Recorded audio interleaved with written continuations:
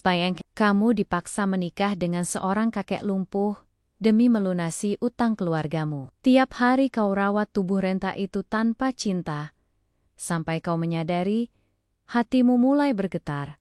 Tapi, siapa sebenarnya lelaki tua yang kini kau panggil suami? Dan apa yang ia sembunyikan selama ini? Aku bahkan belum sempat melihat wajah calon suamiku saat cincin itu disematkan ke jari manisku.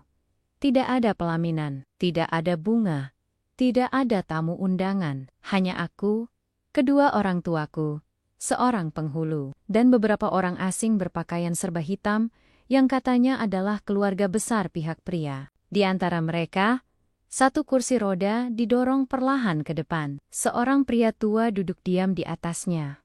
Sorot matanya kosong, tubuhnya nyaris tak bergerak. Itulah pertama kalinya aku melihatnya, Pak Rendra. Suamiku, usiaku baru 23 tahun, dan dia barangkali 2 kali lipat lebih tua dariku. Tubuhnya kurus, kulitnya penuh bintik penuaan. Rambutnya putih keperakan, matanya sayu dan tidak fokus, dan bibirnya tak pernah bergerak selama akad nikah berlangsung. Semua ucapan ijab kabul dilakukan oleh wali. Bahkan, jawabannya pun dibacakan oleh pengacara. Satu-satunya suara yang kudengar dari Pak Rendra hari itu hanyalah napas berat. Aku ingat, setelah akad selesai, ibuku menggenggam tanganku erat. Bersabarlah, nak. Semua ini untuk kebaikan kita semua, untuk lunasnya utang kita, untuk kehidupanmu juga. Anggap saja ini ujian. Ujian. Kalau benar ini ujian, mengapa rasanya seperti hukuman? Malam pertama tak pernah benar-benar terasa seperti malam pertama. Aku duduk di ujung ranjang, mengenakan kebaya putih yang masih utuh sejak pagi. Sementara itu, Pak Rendra duduk di kursi rodanya. Diam, ia ditemani oleh perawat yang membantunya berpindah ke tempat tidur. Suaminya, suamiku, selamat malam, Pak. Sapaku pelan. Tak ada jawaban. Perawat itu menoleh padaku, tersenyum simpul. Pak Rendra biasanya memang diam, Bu. Beliau tidak bisa bicara. Stroke sudah menyerang sebagian besar kemampuan motoriknya, tapi beliau masih sadar. Masih bisa mendengar. Aku mengangguk pelan. Padahal hatiku gemetar. Ini bukanlah pernikahan. Ini seperti transaksi. Aku menjual hidupku demi utang yang tak pernah aku buat. Demi nama baik yang tak pernah aku pedulikan. Demi orang tuaku yang entah sadar atau tidak telah menyerahkan anaknya kepada seseorang yang bahkan tak bisa mengucapkan satu kata pun. Malam itu, aku tidur di sisi ranjang yang jauh darinya. Dan untuk pertama kalinya, aku menangis dalam diam sampai subuh menjemput. Air mataku basah di bantal, tapi hatiku lebih kering dari gurun.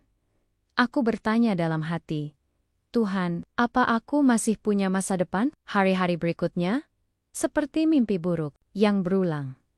Pagi hari, aku dibangunkan oleh pembantu yang menyiapkan sarapan. Di meja makan, hanya ada aku, segelas susu, dan Pak Rendra yang duduk di ujung meja, menatap kosong keluar jendela. Sesekali ia menggoyangkan jarinya sedikit. Itu tanda bahwa ia masih hidup, kata perawat. Aku mulai memperhatikan rutinitasnya. Jam 9 pagi, ia dimandikan oleh perawat, lalu dibawa ke ruang tamu untuk duduk dan menghirup udara. Siangnya, ia tidur. Sorenya, dibacakan koran oleh seorang laki-laki muda yang katanya adalah asisten pribadi. Malamnya, ia kembali ke kamar, dan dunia kembali diam. Tak ada satu kata pun darinya. Tak ada satu tawa, satu senyuman, atau satu isyarat untukku. Dan aku mulai mempertanyakan, apa gunanya menjadi istri kalau keberadaanku tak pernah berarti? 1 minggu setelah pernikahan kami, ibu meneleponku, sudah dikasih uang muka sama mereka. Ish!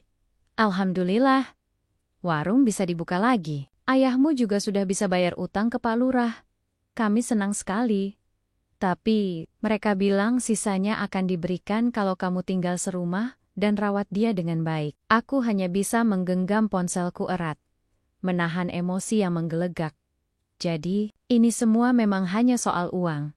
Bahkan setelah aku memberikan tubuhku, namaku, dan masa depanku, mereka masih ingin lebih. Mereka masih menghitung berapa nilainya. Mereka yang dimaksud ibu adalah keluarga Pak Rendra. Entah siapa saja mereka. Aku bahkan belum tahu siapa yang benar-benar peduli pada pria tua itu. Semua hanya muncul di hari akad, lalu lenyap seperti asap. Rumah ini hanya diisi oleh orang-orang bayaran, pembantu, perawat, asisten, dan aku, orang yang dijual. Satu malam, aku duduk di teras rumah sambil menatap langit. Malam itu, langit mendung, angin berembus pelan, membawa dingin yang menembus kebaya tipis yang masih kupakai sejak pagi. Aku lelah, teramat lelah. Bu Aisyah. Aku menoleh. Itu MB Arksari, perawat yang paling sering mengurus Pak Rendra. Wajahnya lembut dan suaranya selalu pelan. Tapi, malam itu, ia membawa secangkir teh hangat dan wajahnya tampak lebih serius. Saya tahu ini berat buat ibu, tapi saya hanya ingin bilang, jangan benci Pak Rendra. Beliau bukan orang jahat, beliau hanya sudah terlalu banyak kehilangan. Aku terdiam. Kehilangan apa maksudnya? Tanyaku, tanpa berpikir. Mbak Sari tersenyum sedih. Itu mungkin bukan cerita saya untuk diceritakan. Tapi kalau ibu mau tahu, bacalah buku-buku di ruang kerjanya. Banyak jawaban di sana. Ruang kerja? Aku bahkan belum pernah masuk ke ruangan itu sejak aku tinggal di rumah ini. Pintu kayunya selalu tertutup. Tidak dikunci, tapi tertutup rapat. Mungkin itu saatnya untuk melihat apa yang selama ini tak pernah kuperhatikan. Malam itu, aku berdiri di depan pintu ruang kerja Pak Rendra. Tanganku gemetar saat menyentuh gagang pintunya. Ada rasa takut, rasa benci, tapi juga rasa penasaran. Aku memutar kenop pintu perlahan. Ruangan itu berbau kayu tua dan debu buku. Rak-rak tinggi menjulang. Ada puluhan, bahkan ratusan buku yang berjajar rapi. Di sedet meja, ada sebuah bingkai foto. Foto seorang perempuan muda yang tersenyum di bawah pohon sakura. Bukan aku, bukan perempuan manapun yang kukenal. Dan di sebelahnya, sebuah buku harian kulit coklat tua. Aku mengambilnya. Kukibaskan debu di atasnya, dan kubuka halaman pertama. Tulisan, tangan pria tua, terpampang di sana. Tulisan yang sedikit bergetar, tapi penuh keteguhan. Kata-kata pertama yang kubaca adalah, hari ini Laras pergi, dan untuk pertama kalinya, aku merasa benar-benar sendirian di dunia ini. Jantungku berhenti sejenak.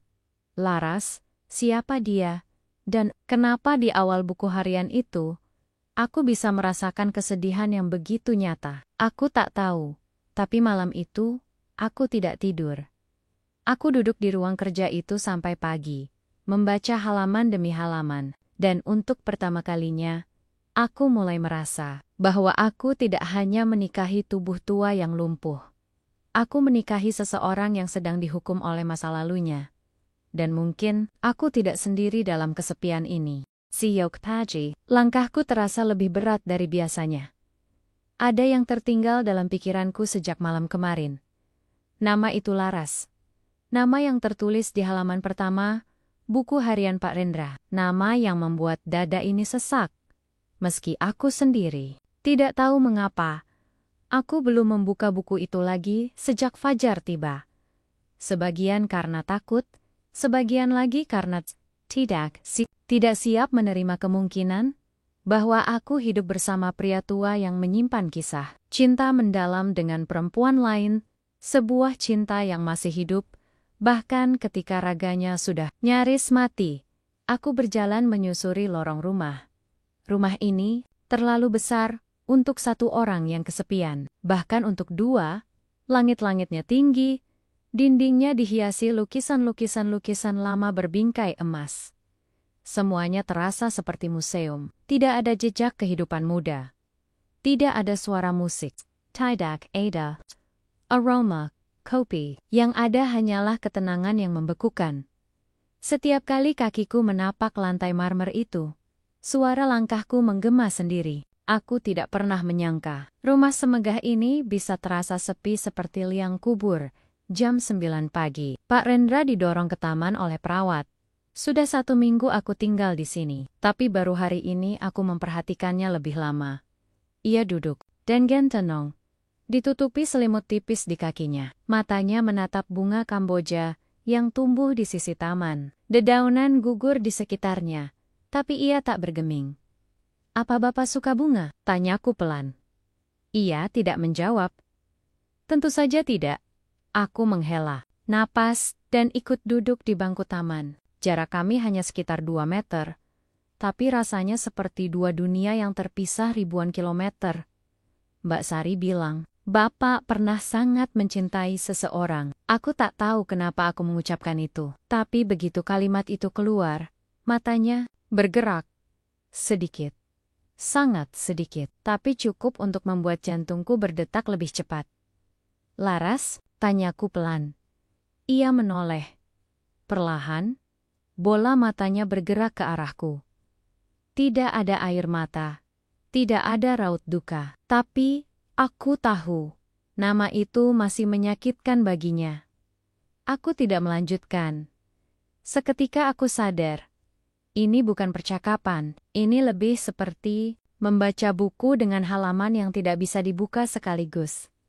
Siang itu, aku masuk ke ruang kerja lagi. Kali ini, tidak hanya untuk membaca buku harian, aku mulai memperhatikan benda-benda kecil di dalamnya.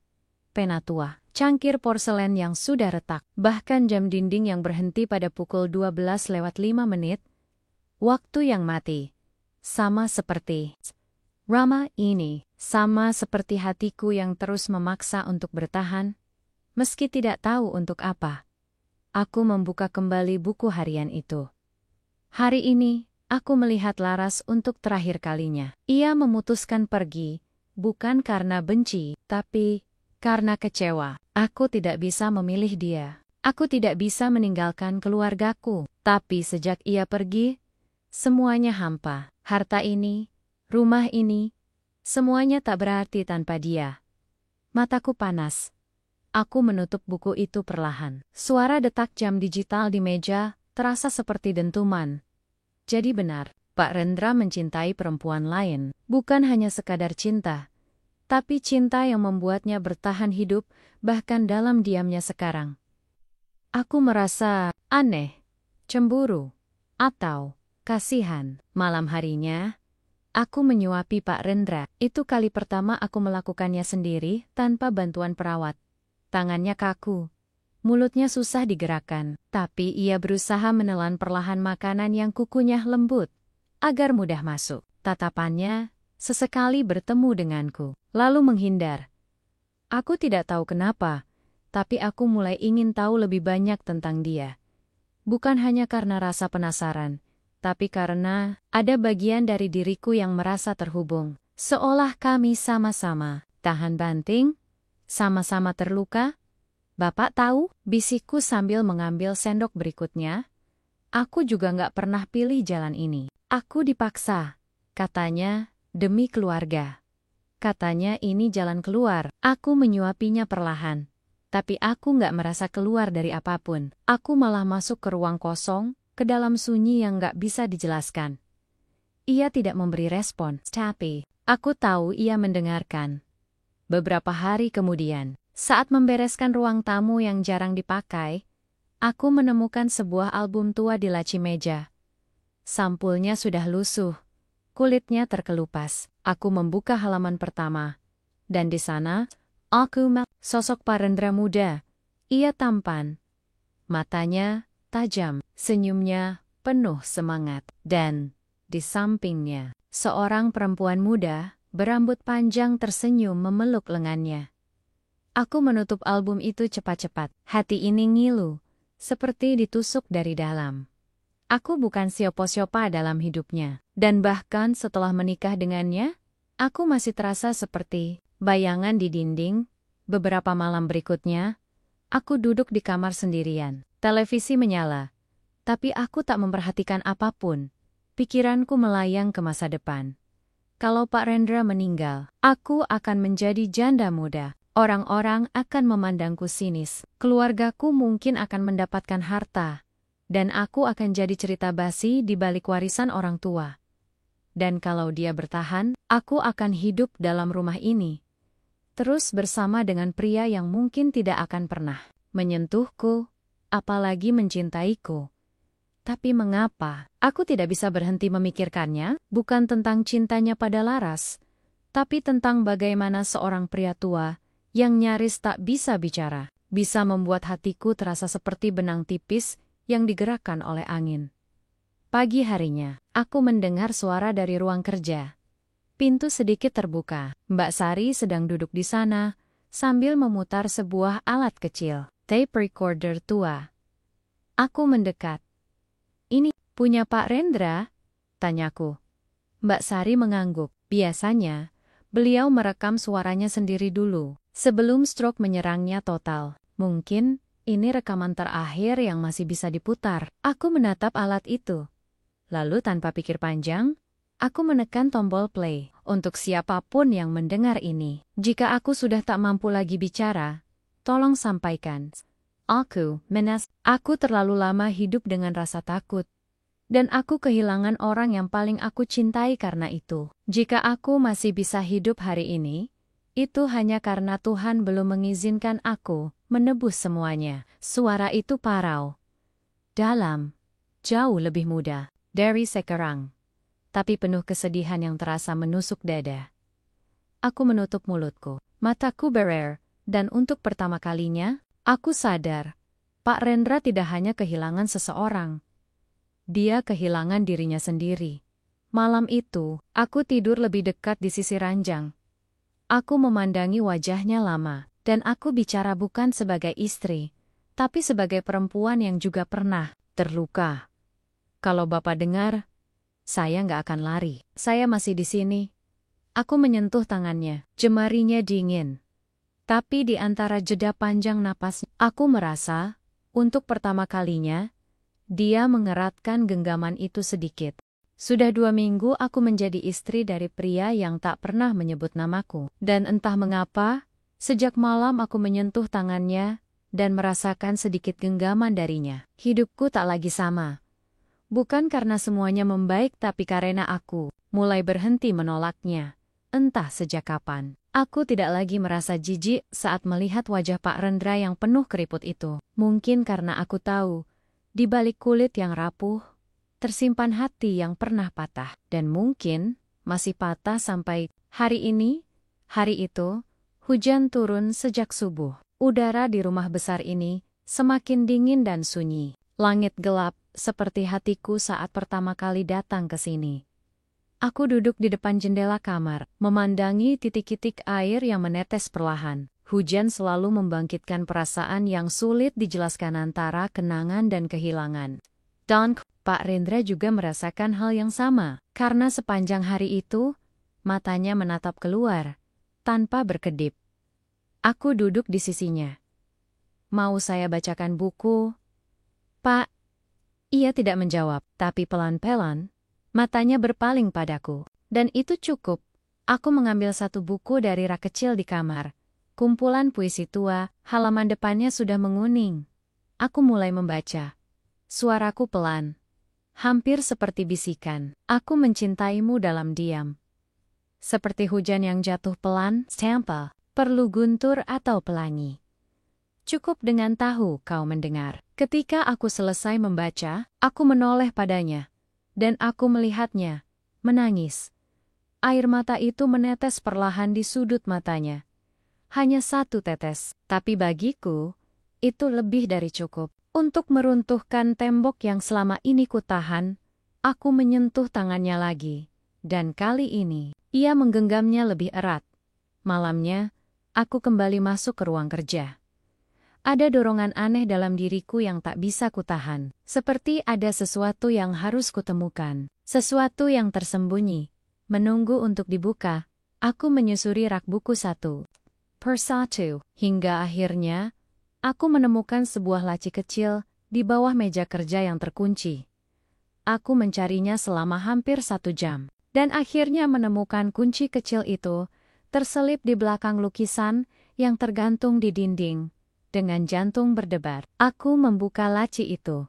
Isinya, sepucuk surat usang yang sudah menguning. Dan selembar foto. Foto itu memperlihatkan Pak Rendra, muda, memeluk seorang anak laki-laki berumur sekitar 5 tahun. Di belakang mereka, perempuan berambut panjang berdiri dengan wajah datar. Aku mengenali senyumnya. Itu Laras. Aku membuka surat itu perlahan. Rendra, kau tak pernah memilihku, dan aku tak pernah memintamu memilih. Tapi ketika kau meninggalkan kami begitu saja, aku tahu kau tidak pernah benar-benar mencintai kami sepenuhnya. Anakmu tumbuh tanpa tahu siapa ayahnya. Ia hanya tahu namamu dari berita. Dari cerita orang-orang, bukan dari dirimu. Hari ini aku pergi, bukan untuk membalas, tapi karena aku ingin hidup kami punya arah. Maafkan aku, karena menghilang. Tapi aku lebih memaafkan dirimu, karena tidak pernah ada. Tanganku gemetar. Anak? Pak Rendra punya anak. Aku menoleh ke jendela. Hujan masih turun, tapi yang menetes bukan air dari langit. Itu air mataku sendiri. Aku melipat surat itu kembali dan menyimpannya. Lalu duduk diam di lantai ruang kerja itu, meremas dada yang tiba-tiba sesak. Aku tahu sekarang. Pak Rendra bukan hanya kehilangan cinta. Iya, kehilangan keluarga. Beberapa hari kemudian, aku mulai bertanya lebih banyak kepada Mbak Sari. Siapa Laras sebenarnya? Tanyaku di dapur sambil memotong buah. Mbak Sari berhenti sejenak, lalu menatapku dengan pandangan yang tidak biasa. Bapak nggak pernah cerita langsung, Bu. Tapi saya tahu sedikit-sedikit. Laras itu kekasihnya dulu. Waktu Bapak masih muda. Katanya, mereka hampir menikah. Tapi keluarga Pak Rendra nggak setuju. Akhirnya Bapak nikah sama perempuan pilihan orang tuanya. Aku menelan ludah. Dan Laras punya anak. Iya, tapi setelah itu, Laras pergi. Nggak ada yang tahu kemana. Bapak sempat cari, katanya. Tapi, nggak pernah ketemu. Aku terdiam. Ada perasaan aneh dalam hatiku. Antara kagum dan hancur. Kagum karena cinta seperti itu bisa begitu dalam. Hancur karena aku bukan siopa-siopa dalam cerita ini. Aku hanya pengganti, penebus kesalahan. Sejak saat itu, aku mulai melihat Pak Rendra dengan cara berbeda. Ia bukan pria lumpuh kaya raya yang menikahiku. Demi formalitas, ia adalah lelaki tua dengan hati penuh luka-luka yang tidak pernah sembuh. Karena ia sendiri tidak pernah mencoba mengobatinya. Suatu malam, aku menyalakan kembali tape recorder yang kutemukan tempo hari, dan kudengar suara Pak Rendra lebih muda, lebih lantang, tapi tetap penuh getir. Jika ada kehidupan kedua, aku ingin memilih dengan benar. Aku ingin menjadi ayah. Aku ingin menjadi suami. Aku ingin mengatakan bahwa aku mencintaimu. Meski dunia menolak hubungan kita. Aku menangis. Bukan hanya untuk Pak Rendra, tapi juga untuk Laras dan anak itu. Anak yang mungkin kini entah di mana. Anak yang mungkin tidak tahu bahwa ayahnya hanya bisa mencintainya dalam diam dan penyesalan. Malam itu, aku menatap wajah Pak Rendra saat ia tidur. Kerutan di keningnya seperti medan perang yang tak pernah usai. Tapi aku mulai melihat sedikit demi sedikit bahwa di balik semua kebisuan itu, ada seseorang yang ingin bicara. Dan aku akan mendengarkan. Aku tidak tahu sejak kapan hatiku berubah. Tapi aku tahu satu hal. Aku tidak lagi tinggal di rumah ini karena terpaksa.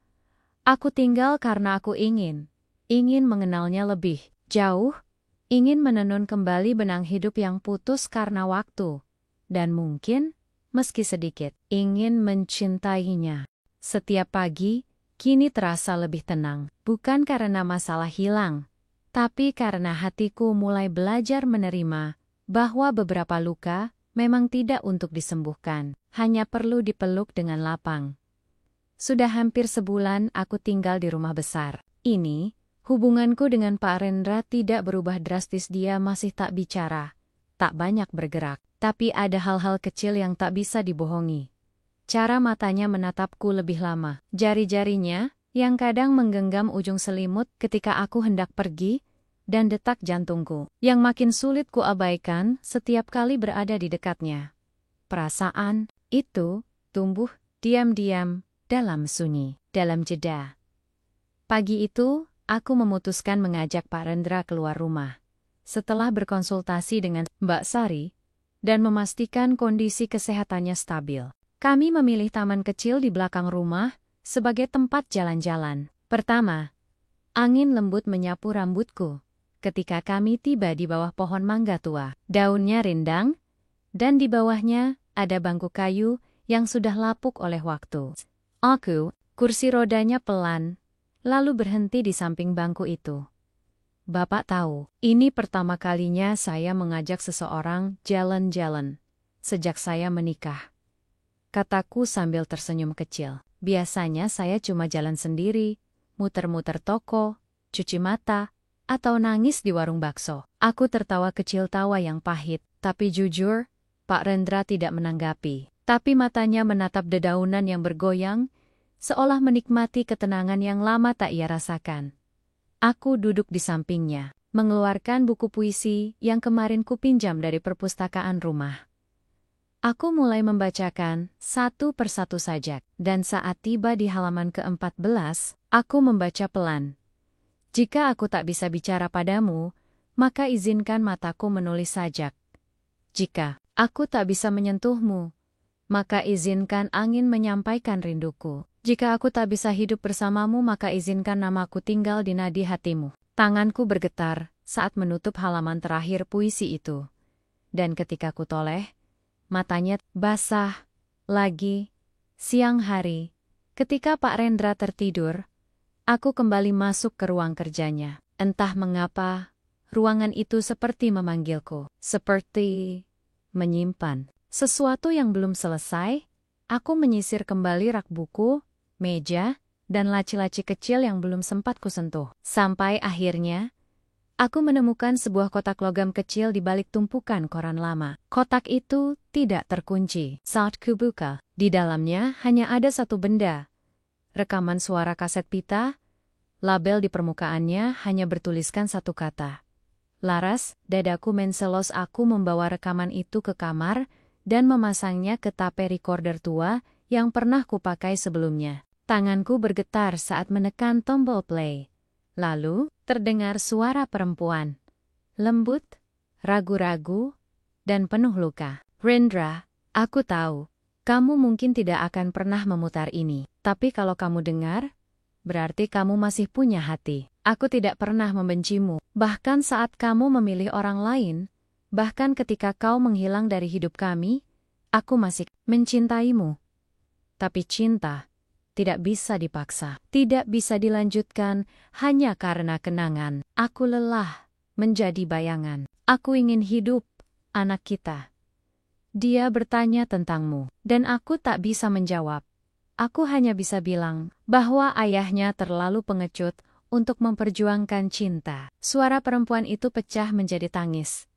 Aku menutup mulutku, menetes deras tanpa bisa kutahan. Tangis Laras, perempuan yang bahkan tak pernah kutemui, mengguncang hatiku hingga ke akar. Lalu rekaman berlanjut, suara yang sama, tapi lebih pelan. Kalau suatu saat kau menemukan perempuan yang bersedia menunggumu, merawatmu, dan mencintaimu, jangan lepaskan. Jangan ulangi kesalahan yang sama, karena kamu tidak akan punya kesempatan ketiga. Klik. Rekaman berhenti. Tanganku masih membeku di atas tombol. Aku memejamkan mata, menghirup napas dalam-dalam, dan dalam diam, aku bertanya pada diriku sendiri. Apakah aku, perempuan itu? Malamnya, aku menyuapi Pak Rendra seperti biasa. Tapi kali ini, aku menatap wajahnya lebih lama. Dalam, seolah ingin memahami isi pikirannya yang terkunci dalam tubuh renta itu. Aku dengar rekaman dari Laras, ucapku perlahan. Ia tidak menunjukkan reaksi. Aku tahu, kamu menyesal, Stan. Aku tahu, kamu ingin menebusnya. Tapi hidup ini nggak bisa kita balik, Pak. Nggak bisa kita ulang. yang bisa kita lakukan? Cuma memilih untuk tidak kabur dari yang ada hari ini. Tanganku gemetar saat menyuapkan sendok ke mulutnya. Dan hari ini, aku di sini. Untuk pertama kalinya, ia menatapku. Dalam, tidak dengan tatapan kosong. Tapi seperti seseorang yang melihat bukan hanya wajah, tapi isi hati hari-hari berikutnya, aku mulai melakukan hal-hal kecil. Mengganti baju Pak Rendra sendiri, menata kamarnya dengan bunga segar, bahkan menempelkan lukisan kecil di dinding kamar lukisan yang kubuat dari cat air sisa masa kuliah. Setiap malam, aku membacakan satu halaman dari buku yang berbeda-beda, kadang biografi tokoh sejarah, kadang kisah cinta klasik, kadang dongeng anak-anak. Anehnya, ia selalu tertidur setelah halaman ketiga, dan ketika aku hendak berdiri untuk pergi, selalu tangannya menggenggam ujung bajuku.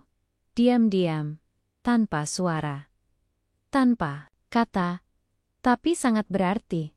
Suatu sore, Mbak Sari menghampiriku di taman. Bu Aisyah, saya sudah merawat Pak Rendra selama hampir 5 tahun. Tapi baru kali ini, saya lihat beliau seperti sekarang. Aku menoleh. Seperti apa maksudnya? Seperti hidup. Aku terdiam. Mbak Sari melanjutkan. Beliau dulu cuma bangun, makan, tidur. Sekarang, tiap pagi beliau menatap jendela lebih lama. Kalau ibu baca buku, beliau diam tapi fokus. Kalau ibu nyanyi di dapur, bibirnya seolah ingin ikut. Saya pikir, ibu sedang menyembuhkan luka yang sudah lama membusuk. Aku tidak bisa berkata apa-apa, tapi malam itu, saat menutup pintu kamar dan memandangi tubuh ringkih Pak Rendra yang tertidur, aku tahu, sesuatu dalam diriku telah berubah. Dan mungkin, dia pun sama. Lalu suatu malam, tepat sebelum tidur, aku mendekat ke kursi rodanya. Aku menatapnya lama, lalu berkata pelan, "Boleh aku bertanya satu hal, Pak?" Matanya sedikit mengerjap.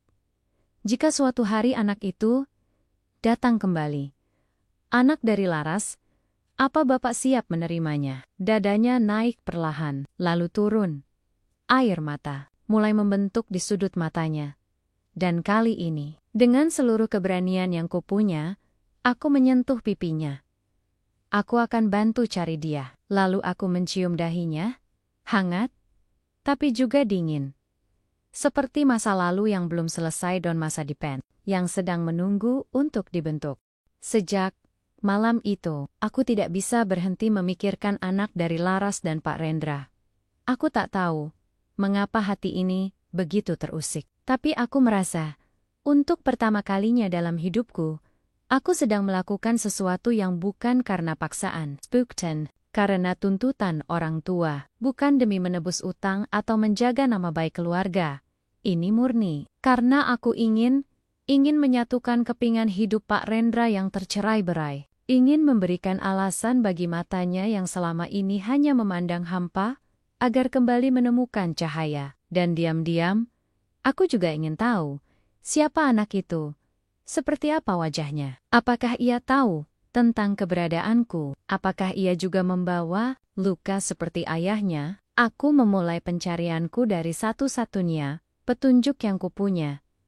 Surat dari Laras yang kutemukan di laci ruang kerja. Di pojok kanan bawah, ada cap pos samar bertuliskan, sebuah nama kota kecil, Sukamukti. Sukamukti. Aku tak pernah mendengarnya sebelumnya. Tapi rasa penasaran mendorongku untuk mencari tahu lebih dalam. Aku membuka laptop tua, milik Pak Rendra, dan mulai menelusuri informasi tentang kota itu. Tak banyak yang bisa ditemukan. Kota kecil. Penduduk tak lebih dari 1.000 orang. Letaknya terpencil di lereng perbukitan. Sinyal pun di sana pasti lebih sering hilang daripada muncul. Tapi satu hal menarik perhatianku. Ada satu sekolah dasar di kota itu yang tercatat sebagai sekolah tempat anak bernama Bagas Larendra pernah terdaftar. Nama belakangnya membuat dadaku bergemuruh. Larendra, gabungan dari Laras dan Rendra. Apakah ini kebetulan? Ataukah memang dia? Aku menunjukkan data itu kepada Mbak Sari keesokan paginya. Dia membaca pelan, lalu menatapku penuh haru. Saya rasa, itu memang dia, Bu. Kalau begitu, saya ingin pergi ke sana. Saya ingin mencarinya. Mbak Sari menatapku dengan ragu. Tapi, bagaimana dengan Pak Rendra? Aku terdiam sejenak. Lalu, aku menoleh ke arah kamar. Pria itu masih terbaring. Diam seperti biasa, tapi syuku tahu, di dalam dirinya, ada seseorang yang sedang menunggu jawaban dari masa lalu. Saya akan pergi 2 hari saja. Saya ingin mencari Bagas. Kalau bisa, saya akan bawa dia ke sini. Kalau tidak bisa, aku menghela napas. Setidaknya, saya akan mencoba. Perjalanan ke Sukamukti tidak mudah. Jalanan sempit, berkelok, dan berkabut. Mobil yang kupinjam dari rumah bahkan nyaris mogok di tengah tanjakan. Tapi entah kekuatan apa yang membuatku bertahan. Hati ini seperti dipandu oleh sesuatu yang lebih besar dari logika. Aku tiba di kota itu menjelang sore. Udara dingin dan kabut tipis menyelimuti pepohonan di sekitar. Sepi, tidak banyak kendaraan. Bahkan suara burung pun terdengar lebih nyaring dari biasanya. Aku berjalan menyusuri jalanan kecil menuju sekolah dasar yang terdaftar di data. Bangunannya sederhana, catnya mengelupas. Seorang guru perempuan parubaya menyambutku dengan ramah. Bagas Larendra, ulangnya sambil mengernyitkan dahi. Oh ya, saya ingat, dia anak pintar, tapi cuma sekolah di sini sampai kelas 3. Setelah itu pindah sama ibunya keluar kota. Kemana? Tanyaku cepat. Saya kurang tahu pastinya. Waktu itu ibunya bilang mau pindah ke Bandung. Cari kerja. Tapi setelah itu, nggak pernah ada kabar. Bandung, satu kota besar, satu langkah lebih jauh, satu peluang yang tipis, tapi cukup untuk membuat bertahan. Sebelum pergi, aku meminta fotokopi buku data lama tempat nama Bagas tercatat. Guru itu memberikannya tanpa banyak tanya. Di sana tertulis nama lengkapnya, Bagas Larendra Pradipta. Perjalanan pulang terasa lebih berat dari berangkat. Bukan karena lelah fisik, tapi karena hatiku dipenuhi keraguan. Bagaimana kalau aku tak pernah menemukan Bagas? Bagaimana jika semua ini sia-sia? Tapi ketika aku tiba kembali di rumah, semua keraguan itu sirna. Karena saat aku masuk kamar, kulihat Pak Rendra sedang terjaga. Matanya terbuka lebar. Dan di pangkuannya, buku harian miliknya terbuka. Pak, ia menoleh perlahan. Lalu, dengan suara serak, hampir tak terdengar. Ia berkata, Bagas, aku tertegun. Itu pertama kalinya aku mendengar suaranya. Lidahku keluh. Air mataku jatuh begitu saja. Aku mendekat. Menggenggam tangannya. Iya Pak, aku cari dia. Aku akan temukan dia. Ia menggenggam tanganku dengan kuat. Matanya memerah. Tubuhnya bergetar. Dan untuk pertama kalinya, aku merasa dia hidup. Bukan hanya bernafas, tapi benar-benar hidup. Malam itu aku duduk di sebelah tempat tidurnya, tak bergeming. Di luar, hujan turun deras. Di dalam, hatiku dipenuhi banyak hal. Harapan, takut, cinta, dan luka yang menyatu menjadi satu. Aku menyenandungkan lagu lama yang dulu sering kudengar dari ibuku saat kecil. Lagu itu sederhana, tapi penuh kehangatan. Dan ketika aku menoleh ke arahnya, kulihat air matanya mengalir perlahan. Tak perlu kata, tak perlu kalimat panjang. Kami sama-sama tahu, malam itu sesuatu telah berubah. Dan ketika ku tatap wajahnya sebelum tidur, aku tahu. Aku tidak sedang merawat orang tua renta. Aku sedang merawat hati yang menyesal. Dan menunggu. Menunggu seseorang dari masa lalu. Yang mungkin akan datang atau tidak pernah kembali. Sudah 5 hari sejak aku pulang dari Sukamukti. Dan 5 hari juga sejak Pak Rendra menyebut nama itu. Bagas dengan suara serak yang hampir terkubur waktu. Sejak malam itu, ia mulai sedikit berubah. Tidak banyak, tapi cukup untuk menyadarkan. Siapapun yang memperhatikan dengan hati, tangannya kini lebih sering menggenggam. Matanya mengikuti setiap gerakku, walau hanya sedikit mengerjap saat aku lewat di depannya. Dan kadang, Kalau aku cukup sabar duduk di samping ranjangnya dan menyuapinya. Denggen, ia menatapku lebih lama dari biasanya. Seolah ada banyak hal yang ingin dikatakannya, tapi tubuh Renta itu tak lagi mampu menyampaikan. Namun perubahan terbesar bukan datang dari dirinya, melainkan dari dalam diriku. Aku tidak lagi menganggap diriku sebagai pengantin yang dipaksa menikah demi menyelamatkan harga diri orang tua. Aku tidak lagi mengutuk nasib yang mempertemukanku dengan pria yang bahkan tak mampu berdiri. Aku mulai melihat Pak Rendra bukan sebagai kewajiban, tapi sebagai bagian dari takdir yang kupahami, bukan kuhindari. Dan karena itu, aku memutuskan melangkah lebih jauh.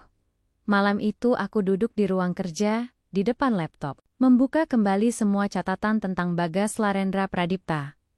Kali ini, aku menelusuri media sosial. Nama Bagas Larendra memang tidak terlalu umum, tapi aku tahu, jika dia tinggal di Bandung seperti yang dugaanku sebelumnya, pasti jejak digitalnya bisa kutemukan. Setelah hampir 2 jam menggulir layar, aku menemukannya. Bagas Lebar Pradipta. Foto profilnya. Pria muda, sekitar usia 20-an akhir, berambut gondrong, berkacamata bulat, dan mengenakan jaket kulit hitam. Aku membuka akun itu dengan hati-hati. Setiap foto, setiap caption, setiap komentar, kubaca dengan cermat.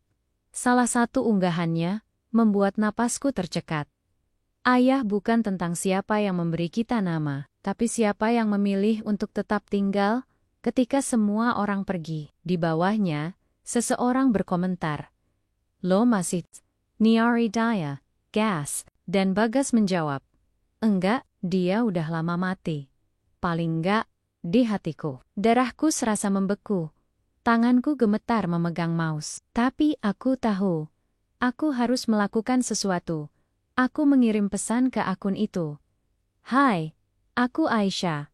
Maaf kalau aku mengganggu, tapi aku ingin bicara soal ayahmu. Soal Pak Rendra. Aku tahu kamu mungkin tidak ingin mendengar, tapi ada hal penting yang harus kamu tahu." Lalu aku menunggu. 5 menit, 10 menit, 20, tak ada balasan. Dan akhirnya, 1 jam kemudian, pesan itu berubah status menjadi dibaca. Tapi, tetap, tak ada jawaban. Esok paginya, aku menyiapkan sarapan untuk Pak Rendra, seperti biasa. Tapi, kali ini, aku menambahkan sedikit bubuk kayu manis pada bubur gandumnya. Mbak Sari pernah bilang, itu rasa kesukaan beliau sebelum sakit. Ketika aku menyuapkannya, matanya sedikit membulat. Aku tersenyum. "Suka?" "Ya." Ia tidak menjawab, tapi pelan-pelan, tangannya menyentuh pergelangan tanganku. Lalu, jari telunjuknya bergerak, menulis sesuatu di kulitku, huruf demi huruf. "Bagas." Aku tersenyum pelan. "Iya, Pak. Aku sudah menghubungi dia." Matanya langsung membelalak, tubuhnya sedikit menegang. Aku cepat-cepat menenangkan. Tapi dia belum jawab. Mungkin dia butuh waktu. Aku tak ingin membuatnya terlalu berharap, tapi juga tak sanggup berbohong. Karena kenyataannya, Bagas mungkin tidak ingin ditemui. Malam itu, saat aku sedang di dapur, notifikasi di ponselku berbunyi. Pesan dari Bagas. "Kau bilang, kau tinggal bersama Rendra. Kau tahu siapa dia? Dia pria yang meninggalkan ibuku, yang tidak pernah sekalipun mencariku, yang bahkan menolak mengakui aku sebagai anaknya. Kenapa aku harus peduli sekarang?" Aku membaca pesan itu berulang-ulang. Sebelum akhirnya membalas, "Aku tahu kau marah. Dan kau berhak marah. Tapi tolong, beri aku kesempatan. Bukan untuk dia, tapi untukmu. Untuk hatimu sendiri." Kali ini, balasannya datang cepat. "Di mana kau tinggal?" 2 hari kemudian, dia datang. Aku tahu itu dari suara mobil yang berhenti di depan gerbang. Mbak Sari yang membukakan pintu, dan beberapa menit kemudian, lelaki itu berdiri di ambang pintu rumah, memandang ke dalam dengan mata penuh amarah.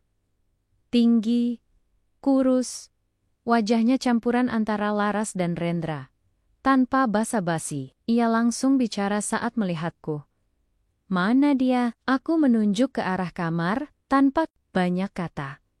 Bagas berjalan pelan, langkahnya berat, tapi pasti. Dan saat ia membuka pintu kamar, waktu seolah berhenti. Pak Rendra sedang duduk di kursi rodanya, menghadap jendela. Ketika mendengar pintu terbuka, ia pelan-pelan menoleh. Lalu, mata mereka bertemu. Tidak ada kata, tidak ada pelukan. Bagas berdiri kaku. Wajahnya tegang, matanya merah. Sementara Pak Rendra menangis, tubuhnya gemetar. Bahunya naik turun, tangannya terulur pelan. Seperti ingin menyentuh, seperti ingin mengatakan, maaf yang selama ini tak bisa keluar dari bibirnya. Tapi Bagas mundur selangkah. Aku datang bukan karena aku peduli, katanya, tajam. Zaku, karena aku ingin lihat sendiri seberapa hancurnya hidupmu sekarang. Aku ingin bicara, tapi lidahku keluh. Bagas melanjutkan. Kau tahu? Ibu meninggal dalam diam. Dia tidak pernah menjelekkanmu, tapi itu justru lebih menyakitkan. Karena dia membiarkanku mengisi kepalaku sendiri, dengan semua tanya. Pak Rendra tidak berkata apa-apa, hanya air mata yang menjawab. Bagas menatapnya dalam-dalam. Lalu, dengan suara yang lebih pelan, aku ingin marah. Tapi lihat kau sekarang, bahkan kau pun tak bisa membela dirimu sendiri. Ia menarik napas dalam. Aku pergi sekarang. Jangan harap aku datang lagi. Lalu ia membalikkan badan.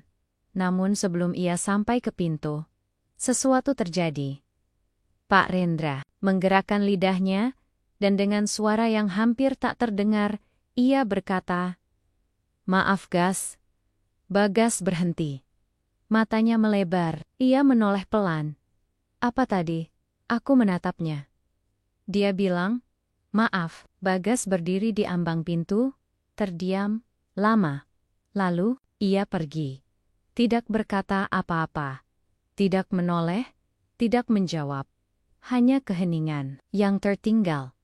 Dan seorang pria tua, yang hancur di balik kursi roda. Malam itu, aku menemani Pak Rendra lebih lama dari biasanya. Aku tahu hatinya remuk. Aku tahu tubuhnya semakin lemah. Tapi ia tetap menatap langit-langit kamar. Dengan mata penuh harap yang tak bisa dijelaskan. Dia datang, Pak, itu sudah cukup. Aku mengusap keningnya perlahan. Namun dalam hatiku, aku tahu ini baru awal. Awal dari luka yang terbuka kembali. Awal dari penyesalan yang lebih dalam. Dan mungkin, awal dari waktu yang mulai kehabisan napas. Keesokan harinya, aku terbangun karena suara gaduh dari kamar Pak Rendra. Mbak Sari yang lebih dulu masuk, lalu memanggilku dengan suara panik. Bu Aisyah, tolong cepat Bapak. Aku berlari dengan jantung yang seperti jatuh ke lantai. Begitu sampai di kamar, aku melihat tubuh Pak Rendra terguncang lemah di atas ranjang. Nafasnya memburu, matanya terbuka, tapi kosong, wajahnya pucat. Dan tangannya menggenggam ujung selimut dengan sisa tenaga. Pak, saya di sini, bisikku sambil menggenggam jemarinya. Tapi ia tidak merespons. Hanya napasnya yang terengah, seolah seluruh oksigen di dunia tak cukup lagi untuknya. Mbak Sari segera menelepon ambulans. Suara di seberang sana tak pernah terdengar selama ini, secepat sekarang. Dan dalam waktu singkat, suara sirena meraung di depan rumah. Aku ikut dalam ambulans, duduk di samping tandunya. Aku menggenggam tangannya erat, tapi tubuhnya dingin, sangat dingin. Pak, tolong jangan pergi. Bisik, kita belum selesai. Aku belum selesai mengenal Bapak. Aku belum selesai merawat semua luka di hati Bapak. Air mata menetes di pipiku, jatuh satu persatu ke punggung tangannya yang keriput. Dan aku belum sempat bilang kalau aku tercekat. Karena dalam hatiku, kata itu hampir keluar. Cinta. Ya, mungkin perasaan ini belum sempurna, belum genap. Tapi bukan berarti tidak nyata, bukan berarti tidak tumbuh, bukan berarti tidak ingin kuberikan. Pak Rendra dirawat di ruang ICU malam itu juga. Diagnosa awal, serangan jantung ringan, komplikasi dari tekanan darah rendah, dan kelemahan organ dalam. Aku duduk di ruang tunggu rumah sakit dengan mata bengkak. Mbak Sari di sampingku, memelukku tanpa banyak bicara, dan kemudian satu pesan masuk ke ponselku dari Bagas. Apa yang terjadi? Aku menatap layar lama, lalu membalas, Bapak di ICU.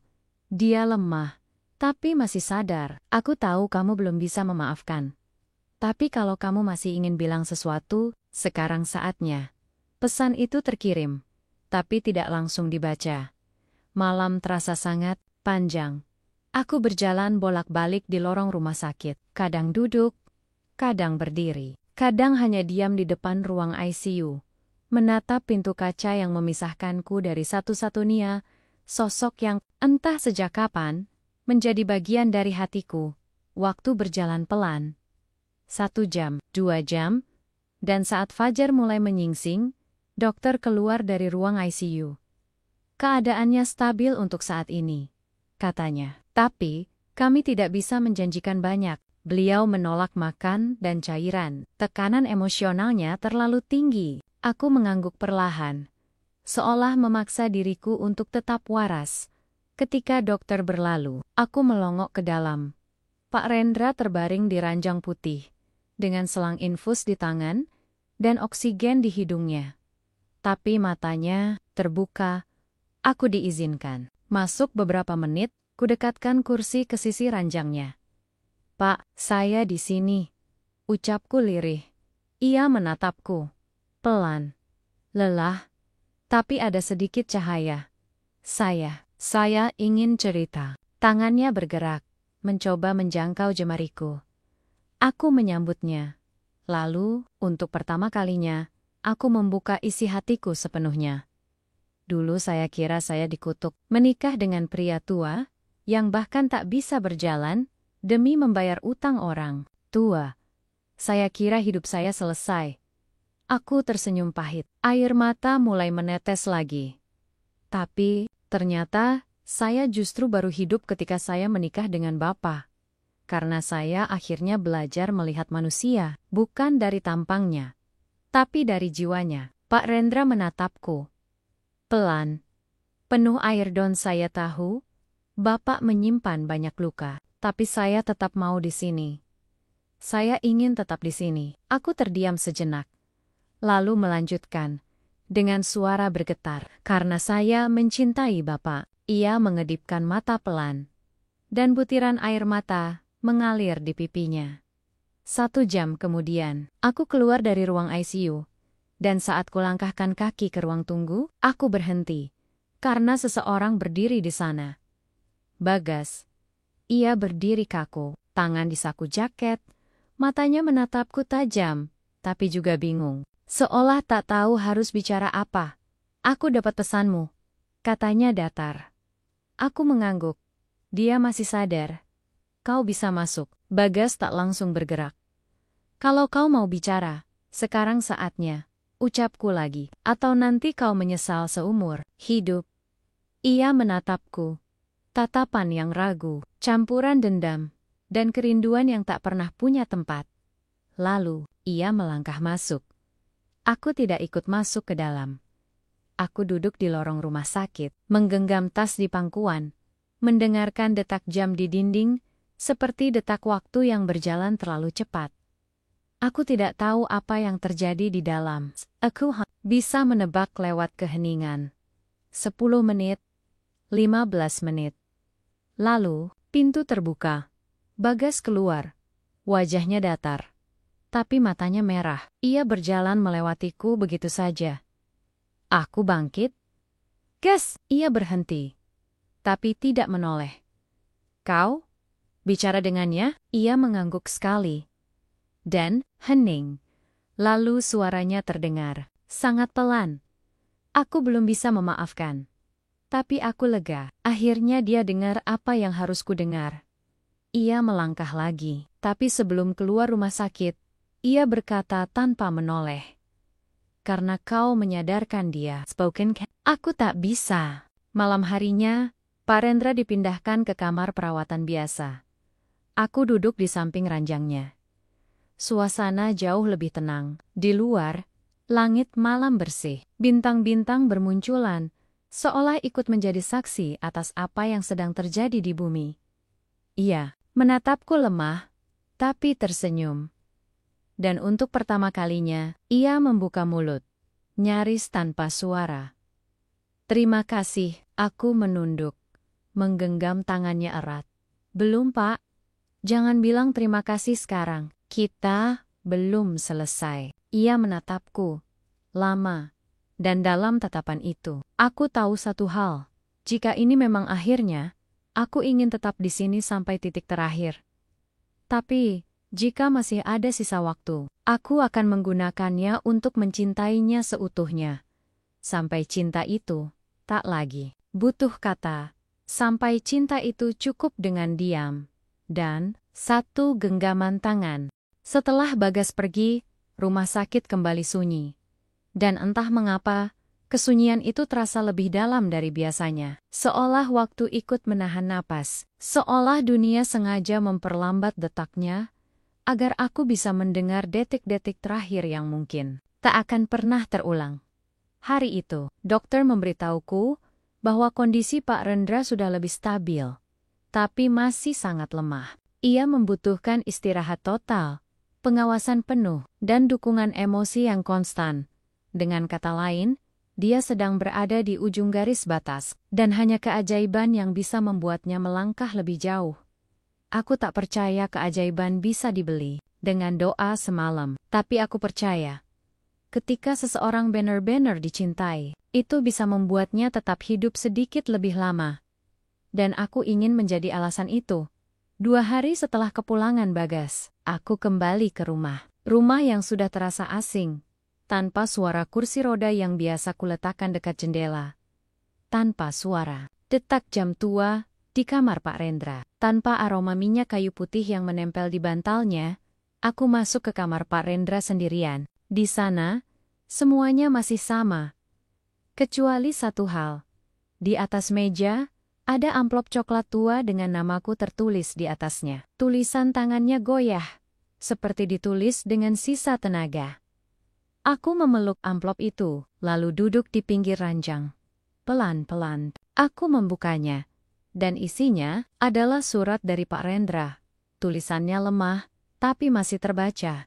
Dan isinya mengubah segalanya. Untuk Aisyah, perempuan yang datang saat aku tidak lagi bisa berdiri. Perempuan yang memilih untuk tinggal. Ketika semua orang memilih pergi, mungkin kamu tidak pernah tahu siapa aku sebenarnya. Yang kau lihat adalah kakek lumpuh yang kau nikahi karena utang orang tuamu. Tapi sebelum tubuhku dikalahkan oleh penyakit, aku pernah menjadi laki-laki yang sombong. Laki-laki yang percaya bahwa uang dan nama bisa menutupi semua dosa. Termasuk dosa meninggalkan anak dan perempuan yang pernah mencintaiku dengan tulus. Laras bukan hanya kekasihku. Dia adalah satu-satunya orang yang pernah melihat aku sebagai manusia. Bukan sebagai pewaris kekayaan keluarga. Tapi aku menghancurkannya. Demi kehormatan palsu, aku meninggalkannya. Karena keluargaku menolak hubungan kami. Karena aku tidak cukup berani untuk melawan. Dan Bagas, aku tahu. Sejak ia lahir. Tapi aku tidak pernah datang, tidak pernah mengakui. Aku pengecut. Dan ketika aku ingin memperbaiki semuanya, Laras sudah pergi. Dan anakku tidak butuh aku lagi. Aisyah, ketika aku menikahimu, aku tidak punya harapan lagi. Aku sudah mati di dalam. Tapi kamu menyalakan satu cahaya kecil di tubuhku yang gelap. Kamu membuatku tersenyum dalam hati. Kamu merawatku bukan sebagai beban, tapi sebagai manusia. Dan, karena kamu, aku bisa menatap mata Bagas meskipun hanya sebentar. Kamu bilang kamu mencintaiku. Tapi sebenarnya, aku yang jatuh cinta padamu lebih dulu. Maafkan aku, karena membuatmu harus merawat luka orang yang terlalu banyak diam. Kalau aku tak bisa bangun lagi, tolong. Jangan berhenti hidup, dan jika kamu bisa beritahu Bagas bahwa aku bangga padanya, bahwa dia adalah satu-satunya alasan aku ingin hidup sedikit lebih lama. Terima kasih, Aisyah, untuk segalanya. untuk cinta yang tidak pernah kutahu masih bisa datang di usia setua ini. Surat itu jatuh ke pangkuanku, tangisku pecah. Tangis yang tidak keras, tapi menyayat. Seumur hidupku, aku mencari cinta lewat laki-laki muda. Kata-kata manis, janji masa depan. Tapi cinta sejati bisa datang dari tubuh yang renta. Dari mata yang tak bisa bicara. Dari tangan yang hanya bisa menggenggam lemah, tapi jujur. Keesokan harinya, aku kembali ke rumah sakit. Dan pagi itu, kondisi Pak Rendra kembali menurun. Dokter memanggilku masuk. Suaranya berat, tatapannya tak bisa menyembunyikan apa yang akan disampaikannya. Beliau mungkin tidak akan bertahan lama. Jika ada hal yang belum sempat disampaikan, sekarang waktunya. Aku masuk ke dalam, dan di sana, di atas ranjang putih itu, Pak Rendra menatapku dengan mata samar. Tangannya lemah, nafasnya tipis. Tapi senyumnya masih ada. Aku duduk di sampingnya, menggenggam tangannya yang tinggal tulang dan kulit Pak Saku. Tak tahu harus berkata apa. Lalu, suara pintu terbuka. Aku menoleh. Bagas berdiri di ambang pintu. Matanya merah. Wajahnya tegang, tapi langkahnya pasti. Ia mendekat. Lalu berdiri di sisi lain ranjang, Pak Rendra menatapnya. Samar, tapi cukup kuat untuk membuat air matanya mengalir. Dan pelan-pelan, Bagas meraih tangan ayahnya. Memegangnya erat. Ayah, katanya pelan, nyaris berbisik. Aku belum bisa maafkan semuanya, tapi aku juga nggak bisa benci terus-terusan. Jadi kalau ayah mau pergi, pergilah. Dengan tenang, aku akan baik-baik saja. Air mata mengalir dari sudut mata Pak Rendra. Bibirnya bergetar. Dan dengan sisa suara yang nyaris tak terdengar, ia berkata, "Terima kasih anakku." Itulah kata terakhirnya. Detik setelah itu, nadinya melemah. Alat monitor mulai melambat. Dan beberapa menit kemudian, garisnya menjadi lurus. Aku menjerit dalam hati. Tapi tubuhku tetap diam, seperti terperangkap dalam beku yang mendadak. Pak Rendra telah pergi, bukan dalam sepi. Ia pergi dalam genggaman anaknya, dan di samping perempuan yang mencintainya. Hari pemakaman berlangsung tenang. Tidak banyak yang hadir. Hanya beberapa kolega lama, beberapa tetangga, dan Bagas, yang berdiri paling belakang, mengenakan baju hitam, menatap Nisan dengan mata kosong. Sebelum tanah terakhir ditimbun, Bagas mendekat. Ia menaruh satu lembar surat kecil yang ia lipat sendiri, lalu membisikkan sesuatu yang tak terdengar oleh siapapun. Aku tidak bertanya apa isinya. Karena aku tahu, itu adalah kata-kata yang hanya bisa disampaikan antara anak dan ayah. Setelah semua selesai, Bagas menghampiriku. "Terima kasih Aisyah, tanpamu, aku nggak akan pernah punya kesempatan seperti ini." Aku mengangguk, "Terima kasih juga sudah datang." Ia menatapku. "Lama, kamu mau tetap tinggal di rumah itu?" Tanyanya akhirnya. Aku terdiam sejenak lalu menjawab. "Aku nggak tahu. Tapi yang pasti, aku akan tetap hidup." Ia mengangguk pelan. "Kalau kamu butuh teman, kamu bisa hubungi aku kapan saja." Aku tersenyum kecil. Dan untuk pertama kalinya, aku merasa sendirian, tapi tidak sepi, karena cinta yang ditinggalkan tak pernah benar-benar hilang. Ia hanya berubah bentuk, menjadi kenangan, menjadi pelajaran, menjadi kekuatan, untuk melanjutkan hidup dengan cara yang lebih utuh. Sudah lebih dari 1 bulan, sejak kepergian Pak Rendra. Waktu memang tidak pernah menawarkan penawar yang cepat untuk luka hati. Tapi ia diam-diam membiasakan kita untuk berjalan meski tertatih.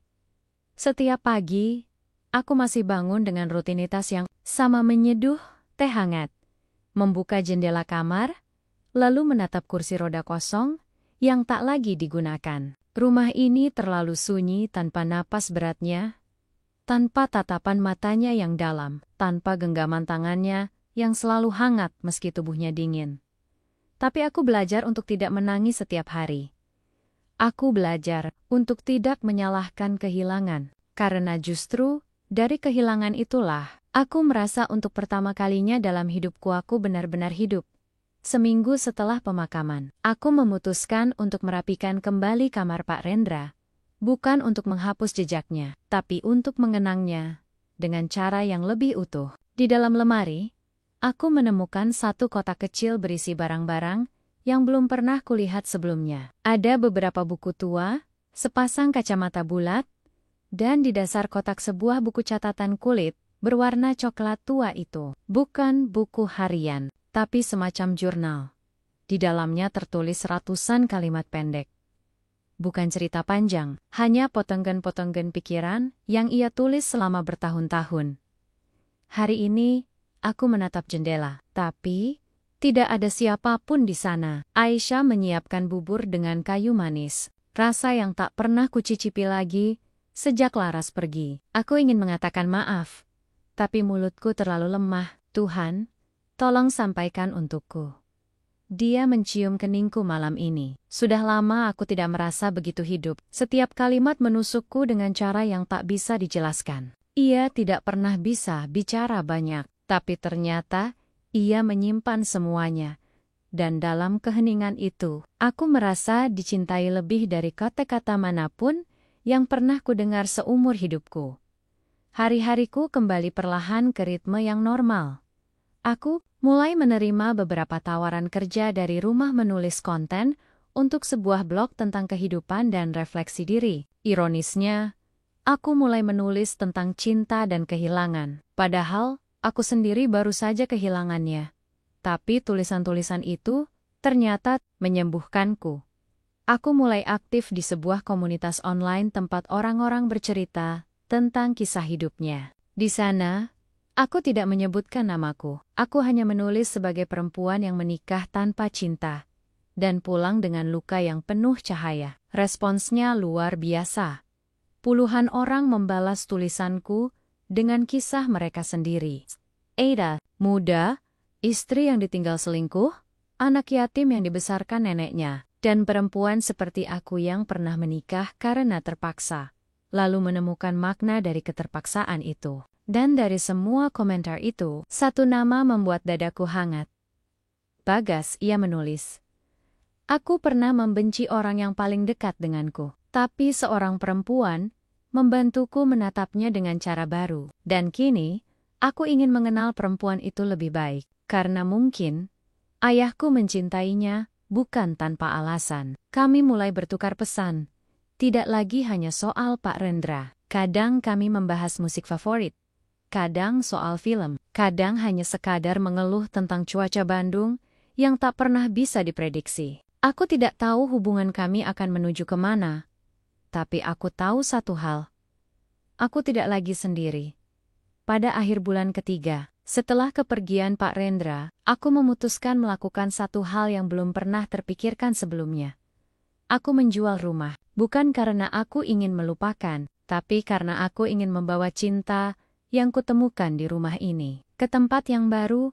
Bagas yang membantu proses jual beli. Ia datang ke rumah, melihat setiap sudut dengan mata yang lebih tenang, lebih dewasa, dan lebih hangat dibanding saat pertama kali aku melihatnya berdiri di ambang pintu dengan wajah penuh amarah. Sebelum rumah dikosongkan, aku mengajaknya masuk ke kamar Pak Rendra untuk terakhir kalinya.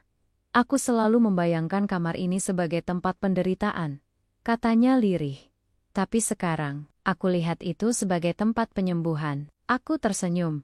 Kita semua sedang disembuhkan di sini, termasuk aku. Bagas menatapku. Matanya berkaca. Aku harap kamu tetap hidup dengan cahaya, Aisyah, karena ayahku pergi dengan membawa cahayamu. Aku memejamkan mata sejenak, menggenggam tangannya pelan. Dan saat aku membukanya lagi, aku tahu, aku sudah selesai dengan masa lalu. Aku siap melangkah. Bukan untuk melupakan, tapi untuk merayakan bahwa bahkan dalam pernikahan yang tak pernah kuinginkan, aku menemukan cinta yang tak pernah kuduga. Malam itu, aku menulis satu tulisan terakhir di blog komunitas, tempat aku biasa mencurahkan isi hati. Cinta memang tidak selalu datang dengan cara yang kita harapkan. Kadang ia datang lewat luka, kadang lewat tubuh yang renta, kadang lewat kehilangan. Tapi satu hal yang ku tahu kini, cinta yang paling jujur adalah yang tidak menuntut. Ia hanya hadir, diam-diam, tapi dalam, lalu menetap di hatimu. Bahkan ketika pemiliknya sudah tidak ada. Dan saat kamu bisa mencintai seperti itu, maka kamu telah pulih, maka kamu telah tumbuh. Sudah setengah tahun sejak Pak Rendra pergi, dan kini aku menatap langit dari jendela sebuah rumah kecil di lereng perbukitan. Sekitar 2 jam perjalanan dari kota. Rumah yang tidak terlalu besar, tidak megah, tapi cukup untuk menampung kenangan dan harapan baru. Aku membangunnya dari sisa uang peninggalan Pak Rendra dan hasil penjualan rumah kami. Awalnya aku tidak yakin, tapi Bagas berkata, "Ayah pasti akan lebih tenang kalau tahu kamu tinggal di tempat yang kamu pilih, bukan tempat yang kamu warisi." Dan sekarang, disinilah aku, tinggal bersama sepasang burung pipit yang bersarang di tiang teras. Pohon mangga tua di belakang rumah, dan suara desir angin yang setiap sore membisikkan sesuatu dari langit yang tak lagi asing. Hari-hariku kini sederhana. Pagi hari aku menulis bukan lagi curhatan yang sendu, tapi cerita-cerita pendek yang kubagikan lewat platform digital, sebagian terinspirasi dari kehidupan Pak Rendra, sebagian dari perempuan-perempuan yang aku temui lewat komunitas daring yang hingga kini masih aktif. Setelah itu, aku berjalan-jalan ke hutan kecil di belakang rumah. Di sana ada jalan setapak yang ditumbuhi semak bunga liar. Aku menyebutnya jalur cahaya. Karena saat matahari mulai condong ke barat, sinarnya menembus celah pohon, menciptakan bayangan lembut yang menghangatkan hati. Di siang hari, aku membuka warung kecil di depan rumah menjual kopi, teh rempah dan kudapan ringan untuk para pendaki atau warga desa. Tidak ramai, tapi cukup membuatku merasa berguna. Dan di malam hari, aku berbicara kepada langit, bukan dengan mulut, tapi lewat ingatan. Beberapa malam dalam seminggu, Bagas datang berkunjung. Kadang dia membawa bahan makanan, kadang buku, kadang hanya dirinya sendiri, dan banyak cerita yang ingin ia bagi. Kami duduk di beranda, mengobrol sampai larut, atau hanya dia memandangi bintang yang tak pernah menagih janji apapun. Habenggan kami tidak diberi label. Kami tidak pernah menyebutnya pacaran, tidak pula pernikahan kedua, tapi kami saling tahu. Ada ikatan tak kasat mata yang tumbuh di antara kehilangan dan pengertian. Dan itu sudah cukup. Karena cinta, seperti yang pernah kupelajari, tidak butuh pengakuan untuk tetap hidup. Sore itu, aku menerima surat dari notaris yang mengurus harta peninggalan Pak Rendra. Isinya mengejutkanku. Ternyata sebelum meninggal, beliau mengubah surat wasiatnya menunjuk aku dan Bagas sebagai pewaris utama, bukan untuk harta yang banyak karena sebagian besar sudah dibagikan ke yayasan sosial, tapi untuk satu rumah kecil di Jogja, satu koper tua berisi jurnal hidupnya, dan satu buku yang ia tulis sebelum stroke menyerangnya. Judulnya, Cinta di Ujung Usia, dan di halaman pertama, tertulis, untuk Aisyah, yang datang saat aku bahkan tak sanggup menyambut, tapi tetap tinggal. Bahkan ketika aku tak bisa menahanmu. Tangisku pecah saat membaca itu. Dan untuk pertama kalinya, aku merasa dicintai sepenuhnya. Bukan karena aku muda, bukan karena aku cantik, bukan karena aku sempurna, tapi karena aku tetap tinggal. Bahkan saat cinta itu tak menjanjikan apa-apa. Beberapa bulan kemudian, Bagas dan aku mengunjungi makam Pak Rendra di Sukamukti. Hari itu mendung, tapi langit tak menangis. Aku menaruh bunga melati di atas pusaranya, sementara Bagas berdiri di sampingku, diam dan tenang. Ayah mungkin tidak pernah menjadi ayah yang baik waktu aku kecil, katanya perlahan. Tapi di akhir hidupnya, dia memperbaiki itu. Bahkan kalau caranya terlambat, aku mengangguk. Cinta juga kadang datang terlambat, tapi tetap datang. Bagas menoleh padaku. Dan kamu akan tetap tinggal di sini? Aku menatap nisan itu, lalu langit. Tidak, jawabku pelan. Aku akan pergi, tapi bukan untuk melarikan diri. Aku ingin keliling Indonesia, menulis, menemui orang-orang, menyebarkan kisah ini. Kisah kita, kisah ayahmu. Bagas menatapku. Dalam. Kapan berangkat? Bulan depan. Ia mengangguk pelan. Kalau begitu, aku akan menunggumu di sini. Aku tersenyum. Dan aku akan kembali. Karena tempat kembali adalah tempat di mana cinta pernah tinggal. 2 minggu sebelum keberangkatan, aku mengunjungi rumah masa kecilku. Rumah tempat awal mula keterpaksaan yang membawaku ke jalan ini. Orang tuaku menyambut dengan sedikit rasa bersalah yang masih menyisa. Ibuku memelukku lama. Kamu tidak marah lagi? Tanyanya. Aku tersenyum. Tidak, karena kalau kalian tidak memaksaku waktu itu, aku tidak akan pernah bertemu seseorang yang membuatku belajar tentang cinta yang sebenarnya. Sayauku, tapi matanya memerah. Kami hanya ingin kamu punya hidup yang aman, nak. Katanya lirih. Aku tahu, tapi sekarang aku ingin hidup yang jujur, bukan aman. Dan akhirnya, mereka pun mengerti. Malam terakhir sebelum aku pergi, Bagas datang. Seperti biasa, tapi malam itu berbeda. Ia membawa sesuatu. Sebuah kalung kecil berbentuk bulu burung. Ini, katanya sambil menyematkannya di leherku, supaya kamu tahu, ada seseorang yang akan tetap menunggumu, meski kamu terbang sejauh apapun. Aku tak bisa berkata apa-apa, hanya menggenggam tangannya. Dan untuk pertama kalinya, aku tak merasa takut untuk pergi. Karena kini, aku membawa cinta bersamaku. Bukan cinta yang mendebarkan, tapi cinta yang tenang. Cinta yang pernah hadir dalam tubuh yang tak bisa bicara. Cinta yang kini hidup dalam kata-kata dan langkah kaki. Dan saat kereta mulai berjalan meninggalkan stasiun, aku menatap keluar jendela. Melihat langit senja, melihat bayanganku sendiri yang perlahan menyatu dengan cahaya. Aku tersenyum, karena aku tahu, cinta tidak pernah pergi. Ia hanya berpindah bentuk, menjadi angin, menjadi doa, menjadi cerita yang akan kubagi pada dunia, dan pada setiap orang yang pernah merasa sendirian, seperti aku dulu.